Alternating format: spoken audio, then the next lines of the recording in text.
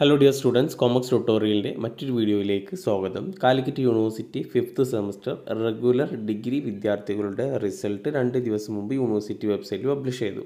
അപ്പോൾ റെഗുലർ സ്റ്റുഡൻസിൻ്റെ എല്ലാവരുടെയും result 5th സെമ്മിൻ്റെ result വന്നു. സാധാരണ 5th സെമ്മിൻ്റെ റിസൾട്ട് വന്നു കഴിഞ്ഞാൽ അതിൻ്റെ അടിയിൽ കമൻ്റായിട്ട് ഒരുപാട് കുട്ടികൾ ചോദിക്കുന്നതാണ് SDEൻ്റെ റിസൾട്ട് എപ്പോഴാണ് വരിക എന്നുള്ളത്.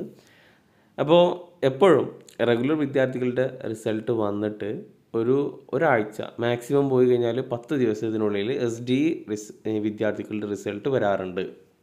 അപ്പോൾ അതെന്താണ് ഒരു ഡിലേ എന്ന് ചോദിച്ചു കഴിഞ്ഞാൽ, ആദ്യം വാല്യൂഷൻ നടക്കുന്നത് റെഗുലർ സ്റ്റുഡൻസിൻ്റെ വാല്യൂഷനാണ്. ആ വാല്യൂഷൻ കഴിയുന്ന ദിവസമാണ് SDE വിദ്യാർത്ഥികളുടെ വാല്യൂഷൻ്റെ പേപ്പർ കൊടുക്കുക.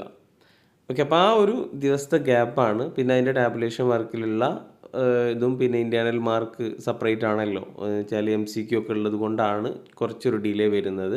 അപ്പോൾ എന്തായാലും SDE വിദ്യാർത്ഥികൾ അവരുടെ റിസൾട്ട് എത്രയും പെട്ടെന്ന് തന്നെ വരുന്നതായിരിക്കും. അപ്പോൾ റിസൾട്ട് എന്തായാലും ഈ ഒരു ആഴ്ചൻ്റെ ഉള്ളിൽ പ്രതീക്ഷിക്കാം.